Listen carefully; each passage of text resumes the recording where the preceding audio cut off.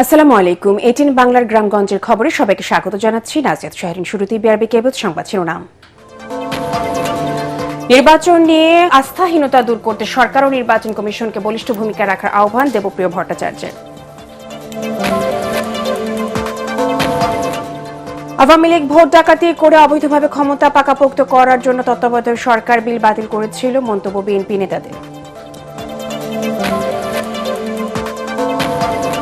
শিক্ষার্থীদের উপর হামলার প্রতিবাদে রাজশাহী বিশ্ববিদ্যালয়ের সামনে মহাসড়ক অবরোধ করে বিক্ষোভ, প্রশাসনের আশ্বাসে 4 ঘণ্টা পর প্রত্যাহার।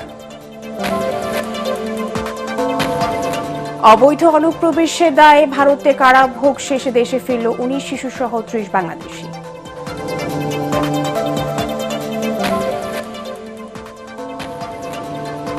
এবং নানা আয়োজনে দেশের বিভিন্ন স্থানে পালিত হল বিএনপির ভারপ্রাপ্ত চেয়ারম্যান তারেক রহমানের 61তম জন্মদিন।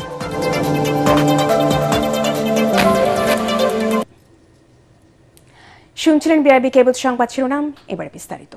জনগণের মধ্যে এখনো নির্বাচন নিয়ে যে আস্থাহীনতা রয়েছে তা দূর করতে সরকার ও নির্বাচন কমিশনকে বলিষ্ঠ ভূমিকা নিতে হবে, তা না হলে জনগণ ভোটে যাবে না বলে মন্তব্য করেছেন সেন্টার ফর পলিসি ডায়ালগ সিপিডির সম্মানীয় ফেলো ও নাগরিক প্ল্যাটফর্মে আহ্বায়ক অর্থনীতিবিদ দেবপ্রিয় ভট্টাচার্য।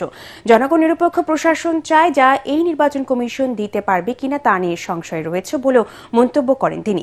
খুলনায় এসডিজি বাস্তবায়নে নাগরিক প্ল্যাটফর্ম বাংলাদেশ এর উদ্যোগে প্রাক নির্বাচনী সভার সঞ্চালক হিসেবে তিনি এসব কথা বলেন। সভায় আগামী নির্বাচনে আপনি কি প্রত্যাশায় ভোট দেবেন ও নবনির্বাচিত সরকারের কাছে আপনাদের প্রধান দাবি কি, এই বিষয়ে অনলাইনে ভোট নেওয়া হয়। পরে খুলনা বিশ্ববিদ্যালয়ের তরুণদের সাথে প্রাক আলোচনায় বসেন এসডিজি বাস্তবায়নে নাগরিক প্ল্যাটফর্ম বাংলাদেশ এর নেতারা। নাগরিকদের মনের ভিতরে এখনো যে শঙ্কা, এত যে ভীতি, এই ভীতি এবং শঙ্কাকে দূর করতে হবে।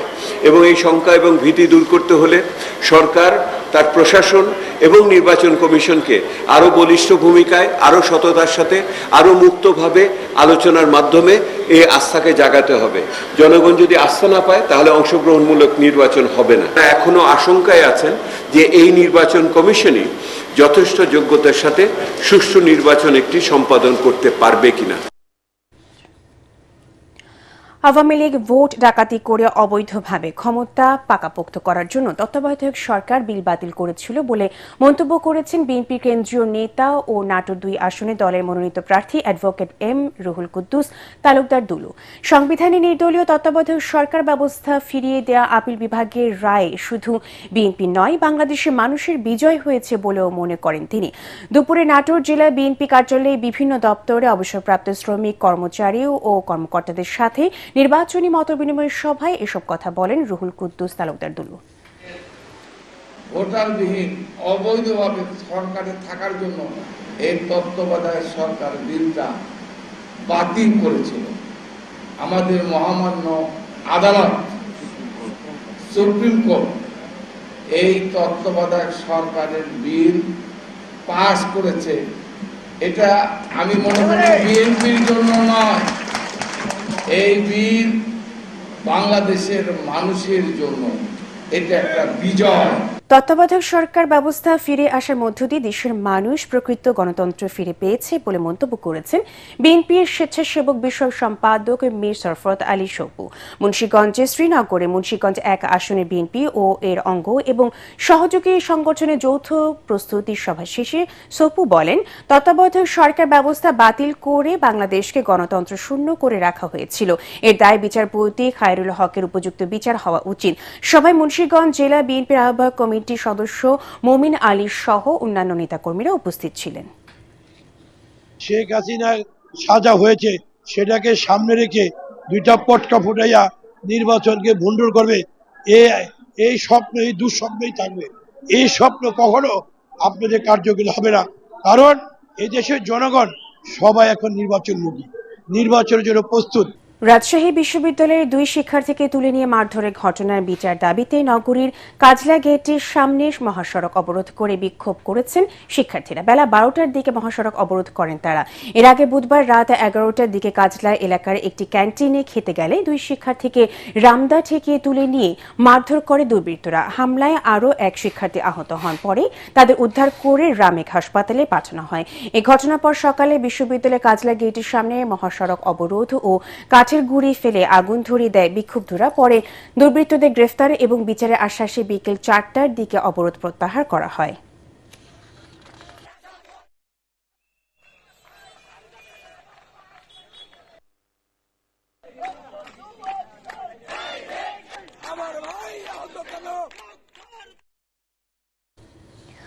অবৈধ অনুপ্রবেশের দায়ে ভারতে বিভিন্ন মেয়াদে কারাভোগ শেষে দেশে ফিরেছে 19 শিশুসহ 30 বাংলাদেশি কিশোর কিশোরী। তারা খুলনা, সাতক্ষীরা, চুয়াডাঙ্গা, বাগেরহাট, রংপুর, কুড়িগ্রাম সহ বিভিন্ন জেলার বাসিন্দা।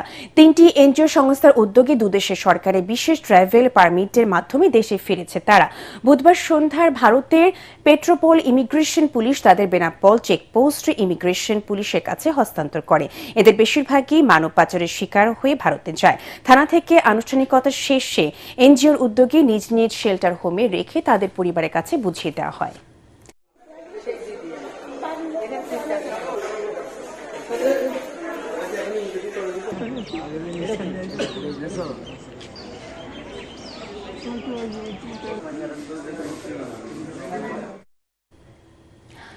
নানা আয়োজনে দেশের বিভিন্ন স্থানে পালিত হল বিএনপি ভারপ্রাপ্ত চেয়ারম্যান তারেক রহমানের 61তম জন্মদিন।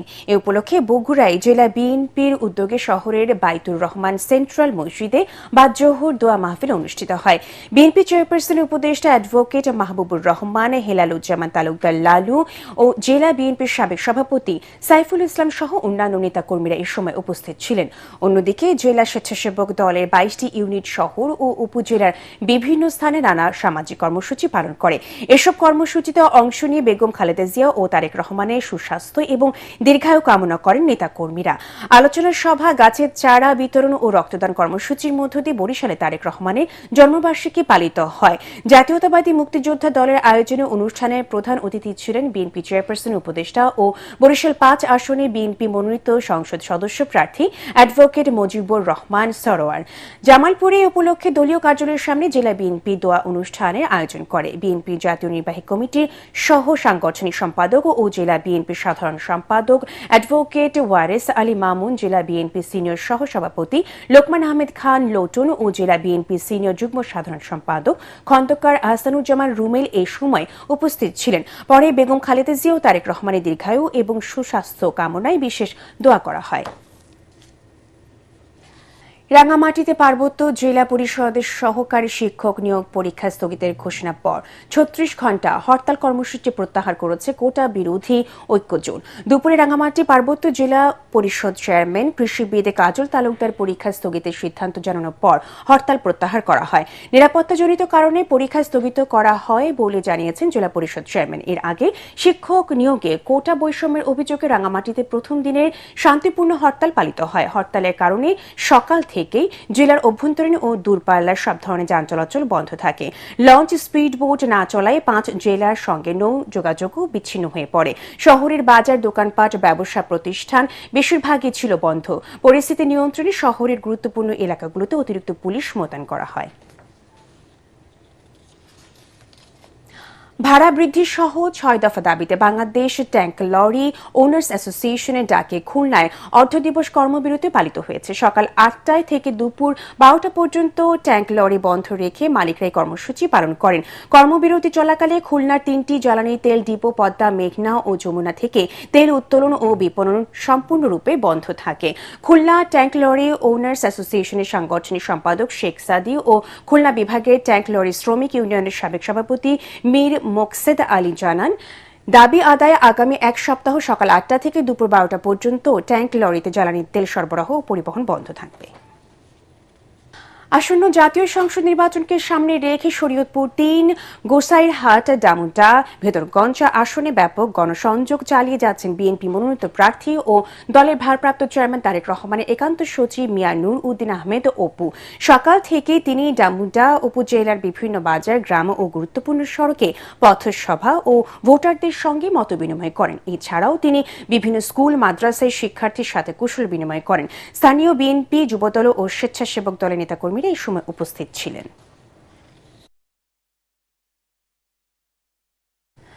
বর্জ্য অব্যবস্থাপনার কারণে বগুড়া পৌরসভায় জনদুর্ভোগ চরমে পৌঁছেছে। শহরের প্রধান সড়ক থেকে অলিগলির সবখানে ময়লা আবর্জনার স্তূপ। বর্জ্য সংগ্রহে নেই পর্যাপ্ত গাড়ি, ডাস্টবিন কিংবা নির্দিষ্ট ডাম্পিং জোন। ফলে বাধ্য হয়ে যত্রতত্র ময়লা ফেলছেন বাসিন্দারা। এতে মারাত্মক পরিবেশ দূষণের পাশাপাশি শহর জুড়ে বাড়ছে জলাবদ্ধতা। বগুড়া পৌরসভার নাগরিক দুর্ভোগ নিয়ে আজিজুল হাকিম রুমনের ধারাবাহিক প্রতিবেদনে আজ থাকছে প্রথম পর্ব, জানাচ্ছেন ফাহিন ইসলাম টুম্পা।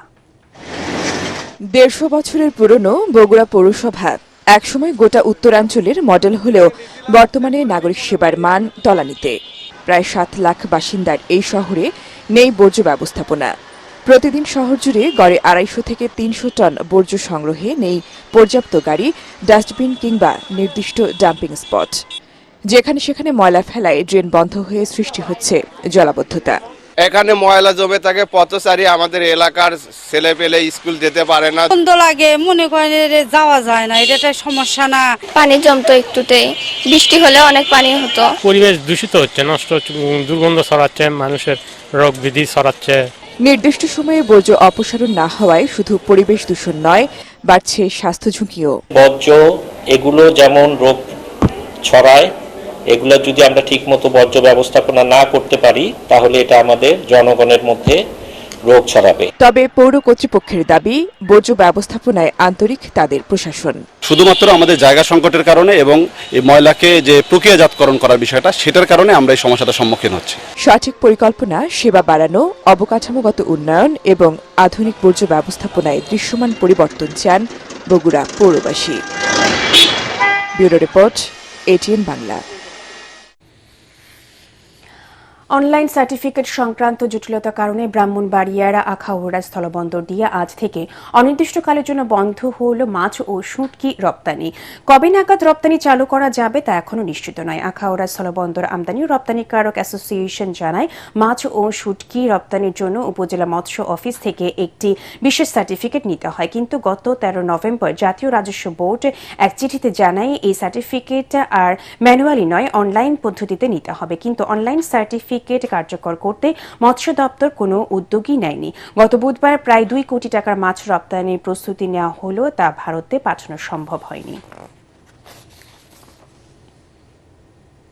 বিসিএস সাধারণ শিক্ষা ক্যাডারের যোগ্য সকল প্রভাষকের ৩২ ব্যাচ থেকে ৩৭ ব্যাচ পর্যন্ত সহকারী অধ্যাপক পদে ভূতাপেক্ষ পদোন্নতির জিও জারির দাবিতে জামালপুরে পঞ্চম দিনের মতো নো প্রমোশন নো ওয়ার্ক কর্মসূচি পালন করছেন সরকারি আশেক মাহমুদ কলেজের প্রভাষকরা। কেন্দ্রীয় কর্মসূচির অংশ হিসেবে কলেজের একাডেমিক ও পরীক্ষা ভবনের সামনে কর্মসূচি পালন করা হয়। বিসিএস সাধারণ শিক্ষা প্রভাষক পরিষদ এই কর্মবিরতি ডাক দেয়।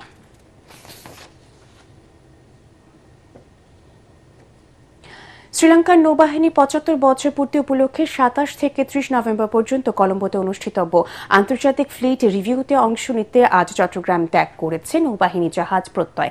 বাহিনীর ঐতিহ্যবাহী রীতি অনুযায়ী বাদ্যযন্ত্র পরিবেশনের মাধ্যমে আনুষ্ঠানিকভাবে জাহাজটিকে বিদায় জানানো হয়। এ সময় জাহাজের কর্মকর্তা ও নাবিকদের উদ্দেশ্যে দিক নির্দেশনামূলক বক্তব্য রাখেন চট্টগ্রাম নৌ অঞ্চলের commander rear admiral Mohammad Mainul Hasan.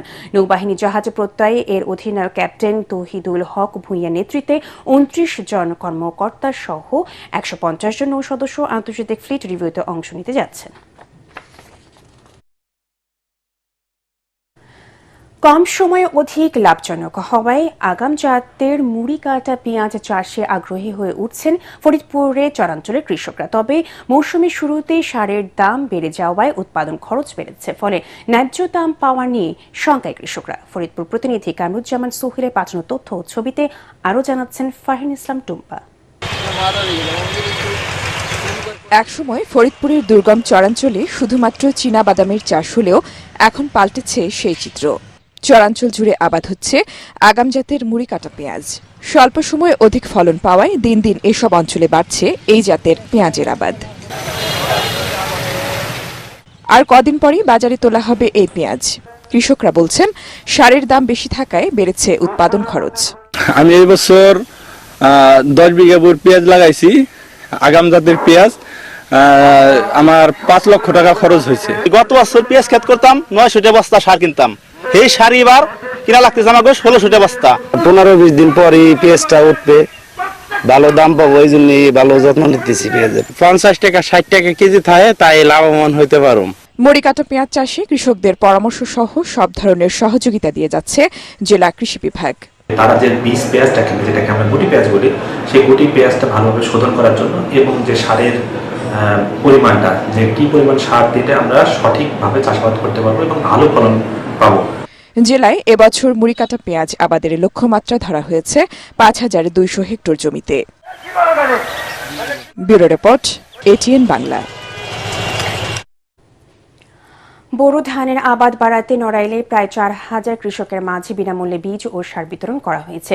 কৃষি সম্প্রসারণ অধিদপ্তরের উদ্যোগে নড়াইল সদর উপজেলা কৃষি অফিসের সামনে এসব বীজ ও সার বিতরণ করা হয়। উপজেলা নির্বাহী অফিসার সঞ্চিতা বিশ্বাস, উপজেলা কৃষি অফিসার মোহাম্মদ রকুনুজ্জামান ও নড়াইল প্রেস ক্লাবের সাধারণ সম্পাদক এম.এ. মাহবুবুর রশিদ লাবলি সহ অন্যান্যরা উপস্থিত ছিলেন। বর্ণাঢ্য আয়োজনে চট্টগ্রামে উদ্বোধন হয়েছে তৃতীয় ইস্পাহানি প্রথম আলো আন্তঃবিশ্ববিদ্যালয় ফুটবল টুর্নামেন্ট। সকালে চট্টগ্রাম জেলা স্টেডিয়ামে টুর্নামেন্টের উদ্বোধন করেন জাতীয় ফুটবল দলের অধিনায়ক জামাল ভূঁইয়া সহ অতিথিরা। এতে অংশ নিচ্ছে দেশের 46টি বিশ্ববিদ্যালয়। চট্টগ্রাম থেকে পাঠানো আবুল হাসনাতের রিপোর্ট, জানাচ্ছেন পরাগারমান। তরুণদের মধ্যে উদ্দীপনা ছড়ানোর আশা নিয়ে দেশের 48টি বিশ্ববিদ্যালয়ের অংশগ্রহণে শুরু হয়েছে ইস্পাহানি প্রথম আলো আন্তঃবিশ্ববিদ্যালয় ফুটবল টুর্নামেন্ট। চট্টগ্রামের জেলা স্টেডিয়ামে প্রতিযোগিতার উদ্বোধন করেন বাংলাদেশ জাতীয় দলের অধিনায়ক জামাল ভূঁইয়া। টুর্নামেন্টের সাফল্য কামনা করে তিনি বলেন, ইস্পাহানির মতো দেশের অন্য কোম্পানিগুলোর উচিত এ ধরনের টুর্নামেন্ট আয়োজন করা। This is a great platform না, তাই এখানে প্রত্যেক player they can show themselves.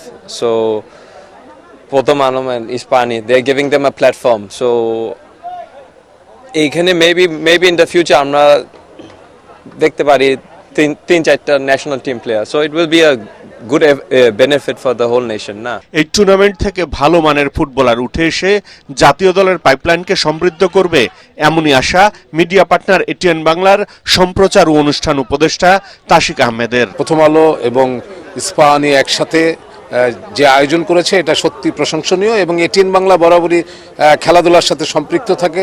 সেই জায়গা থেকে এটিএন বাংলার একটা কমিটমেন্ট আছে এবং সেখান থেকে আমরা এসেছি। আমরা বিশ্বাস করি আজকের এই যে বিশ্ববিদ্যালয়ের ছাত্ররা যারা আছে এখানে, তারা আগামীতে জাতীয় পর্যায়ে খেলবে। পৃষ্ঠপোষক প্রতিষ্ঠান ইস্পাহানি গ্রুপের চেয়ারম্যান মির্জা সালমান ইস্পাহানি এই টুর্নামেন্টের খেলার ব্যাপারে দলগুলোর অভূতপূর্ব সাড়া পেয়ে অভিভূত। আগামীতে দলের সংখ্যা বাড়ানোর কথা জানান তিনি। মাঠ পাওয়া যায় না, অর্গানাইজিং একটু ডিফিকাল্ট, ইউনিভার্সিটি সময় দিতে পারে না, অনেক কিছু আছে। আমার খুব ভালো লাগছে যে লেভেল খেলা যে বাড়তেছে, আমাদের কোয়ালিটি যে বাড়তেছে। অ্যান্ড অনেক ছেলেরা এখন সুযোগ পাচ্ছে ইউনিভার্সিটিতে অ্যাডমিশন নেওয়ার জন্য। অনেক ইউনিভার্সিটি এখন ফুটবল স্কলারশিপ দিচ্ছে। তো ফুটবল যারা ভালো খেলে একটু সুযোগ হয়ে গেছে তাদের একটু স্কলারশিপ নিয়ে ইউনিভার্সিটি যাওয়া, এটা আমাদের জন্য খুব ফুলফিলিং। ফুটবল খেলাকে আরো বেশি জনপ্রিয় করার জন্য ইস্পাহানির অবদানের কথা জানান ইস্পাহানি টি লিমিটেডের বিপণন ব্যবস্থাপনা মহাপরিচালক ওমর হান্নান।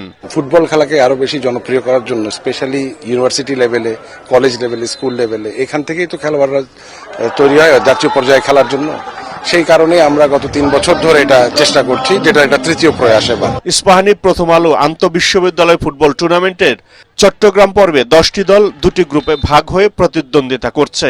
উদ্বোধনী ম্যাচে টাই ব্রেকারে 5-4 গোলে বিজিসি ট্রাস্ট বিশ্ববিদ্যালয়কে হারায় ইউনিভার্সিটি অব ক্রিয়েটিভ টেকনোলজি। পরাগারমান, এটিএন বাংলা। তৃণমূল থেকে খেলোয়াড় তৈরির লক্ষ্যে ঠাকুরগাঁওয়ে বয়স ভিত্তিক ক্রিকেট সংগঠন ও ক্রিকেটারদের নিয়ে এক মতবিনিময় সভা অনুষ্ঠিত হয়েছে। শহীদ মোহাম্মদ আলী স্টেডিয়ামে অনুষ্ঠিত সভায় প্রধান অতিথি ছিলেন বাংলাদেশ ক্রিকেট বোর্ড বিসিবির পরিচালক আসিফ আকবর। পরে তিনি ঠাকুরগাঁও স্টেডিয়াম পরিদর্শন এবং এর মান উন্নয়নে বেশ কিছু নির্দেশনা প্রদান করেন।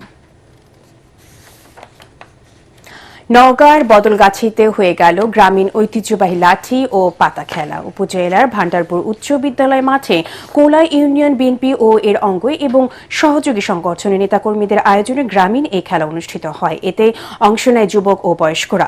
কৃষক দলের কেন্দ্রীয় যুগ্ম সাধারণ সম্পাদক ও নওগাঁ ৩ বদলগাছি মহাদেবপুর আসনে বিএনপি মনোনীত এমপি প্রার্থী ফজলে হুদা বাবুল এবং উপজেলা বিএনপি সভাপতি আব্দুল হাদী চৌধুরী টিপু সহ অন্যান্যরা এ সময় উপস্থিত ছিলেন।